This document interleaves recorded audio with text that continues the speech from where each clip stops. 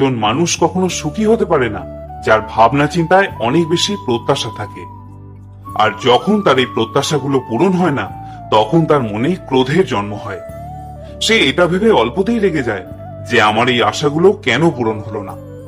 যদি তুমি নিজের মনকে নিয়ন্ত্রণ করে সেটা করতে পারো যেটা তুমি করতে চাও, যেটার উদ্দেশ্য সৎ এবং তোমাকে শান্তি দেয়, আর যেটা তোমার করা উচিত, তাহলে তোমাকে সর্বদাই আনন্দে থাকার থেকে কেউ আটকাতে পারবে না। আমাদের মনের অশান্তির সব থেকে বড় কারণ আমরা আমাদের আনন্দগুলোকে অনেক বেশি ইচ্ছা, অনেক বেশি প্রত্যাশার সাথে হৃদয়ের একটা ছোট্ট কোণে বেঁধে রেখে দিই। তাই তো বলা হয়, যা তোমার মনে হয় সেটাই করো।